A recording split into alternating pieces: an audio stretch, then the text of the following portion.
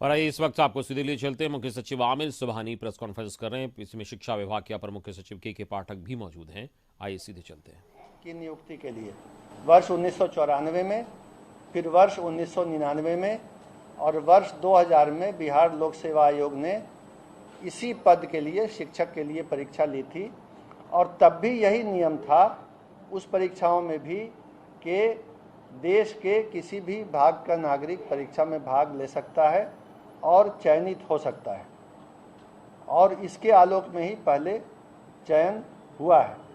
ये जो नियमावली थी जिसके आधार पर 1994, 1999 और सन 2000 में परीक्षाएं हुई, ये नियमावली उसके पूर्व 1991 में ही बनी थी। उसमें स्थानीय निवासी का प्रावधान नहीं था। और इस कारण से इस बार भी जो बिहार लोक सेवा आयोग से परीक्षा होगी उसमें बिहार के निवासी होने का प्रावधान नहीं रखा जा सकता है। इसके बाद जो वर्ष 2012 की नियमावली बनी थी उसमें भी जब चयन हुआ, हालांकि उसमें स्थानीय निवासी होने का प्रावधान नहीं था, लेकिन उसके बाद भी चयन हुआ तो 1,68,000 रिक्ति के विरुद्ध जो नियुक्ति हुई तो राज्य के बाहर के मात्र 3,413 अभ्यर्थी चयनित हुए। यानी 1,68,000 में सिर्फ 3,000 से कुछ अधिक राज्य से बाहर के थे और बाकी सभी जो थे वो राज्य के अंदर के थे। तो इससे ये पता चला कि अगर ये नियम रखा भी जाता है कि राज्य से बाहर के अभ्यर्थी पात्र होंगे तो उनकी किसी भी संख्या में, अधिक संख्या में, या जिसको अंग्रेजी में सिग्निफिकेंट नंबर कहते हैं, किसी विशेष संख्या में चयनित होने की संभावना बहुत कम है। ये बात भी शिक्षा विभाग ने पता कर ली है।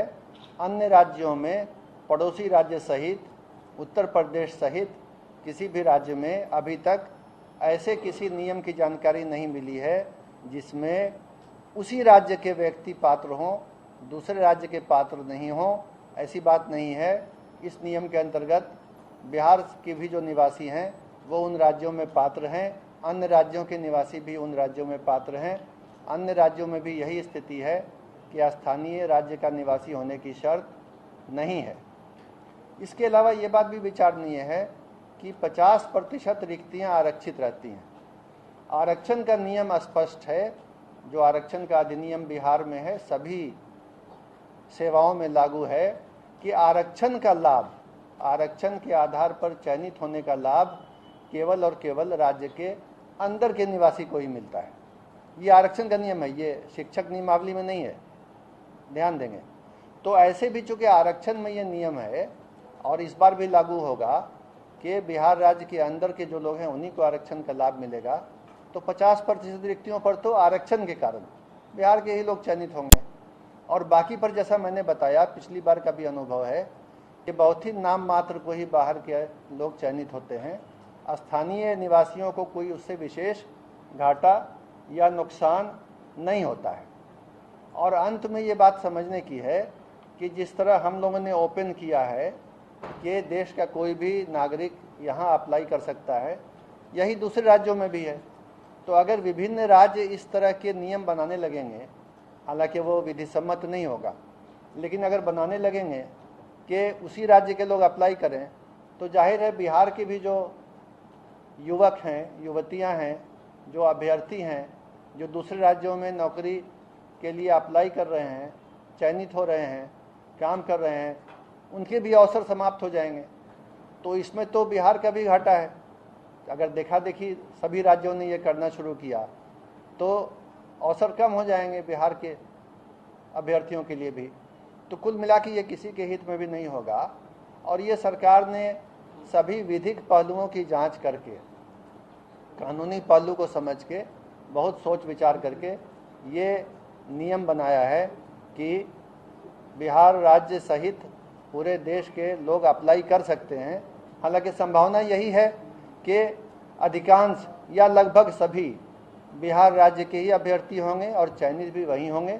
अगर बाहर के होते हैं तो संभावना है कि बहुत कम संख्या में नाम मात्र को ही चयनित होंगे और उससे बिहार के वासियों के हित पर कोई भी कमी नहीं आएगी, कोई क्षति नहीं होगी।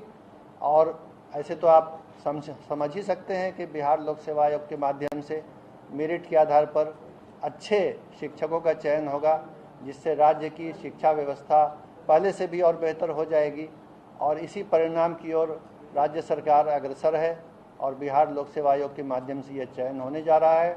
तो इन्हीं बिंदुओं पर स्थिति स्पष्ट करने के लिए मैंने आप सबको बुलाया है और उम्मीद करता हूं कि मैं अपनी बात को आपके सामने स्पष्ट रूप से रखने के लिए सफल रहा हूं।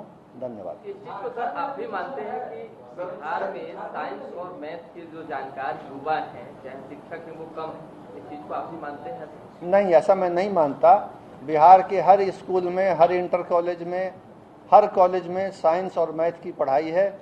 बिहार के युवा साइंस और मैथ में राज्य में अग्रणी, देश में अग्रणी हैं। IIT की परीक्षा में, NIT की परीक्षा में, मेडिकल की परीक्षा में उच्च रैंक लाते हैं। बड़ी संख्या में बिहार के छात्र साइंस और मैथ स्कूल में पढ़ने के बाद, कॉलेज में पढ़ने के बाद इंजीनियर, डॉक्टर, सिविल सर्वेंट बनते हैं। ये धारणा बिल्कुल गलत है कि बिहार में मैथ और साइंस की पढ़ाई या जानकार अभ्यर्थियों की कमी है, ऐसा बिल्कुल नहीं है।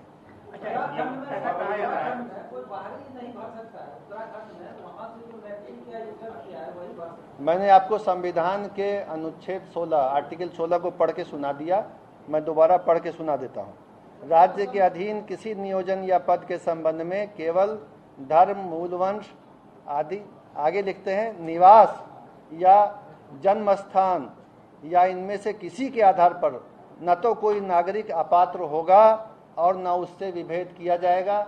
यही आपके इस प्रश्न का उत्तर है। आप भी संविधान का आर्टिकल 16 पढ़ लें। सबको बाकी मौका मिलेगा। इसके पहले ऐसा क्या जरूरत पड़ा था कि बिहारी सिर्फ अप्लाई करेंगे, आप फिर इसको संशोधन करने की नौबत क्यों? मेरे ख्याल से उस समय ये बिंदु ध्यान में नहीं रहा होगा कि इसमें कुछ कानूनी बाध्यताएं हैं, इस कारण।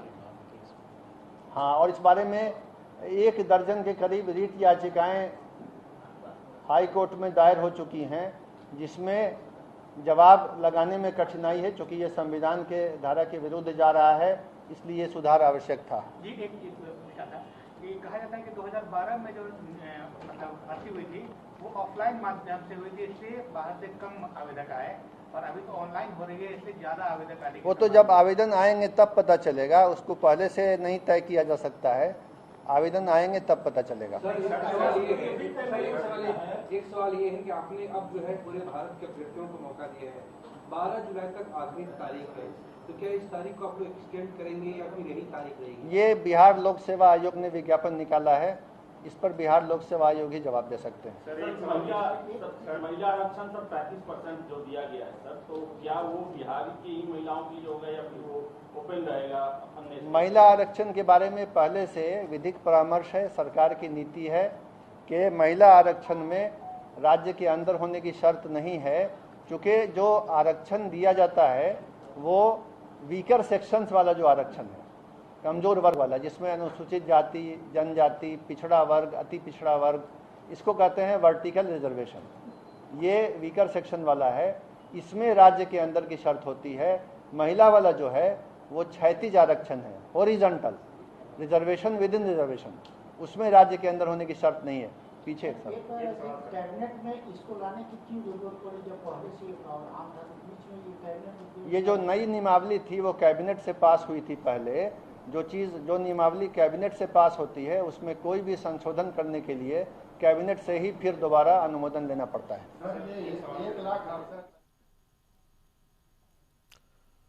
तो मुख्य सचिव अमित सुबहानी प्रेस कॉन्फ्रेंस कर रहे थे और शिक्षक नियोजन को लेकर जो बीपीएससी की परीक्षा आयोजित होने वाली है उसको लेकर जो डोमिसाइल नीति है, तमाम तरीके के जो इस पर विरोधाभास और बातचीत चल रहे है उसको लेकर क्लैरिफिकेशन दिया गया और मुख्य सचिव अमित सुबहानी इसको लेकर प्रेस कॉन्फ्रेंस कर रहे थे। फिलहाल वक्त ब्रेक का है।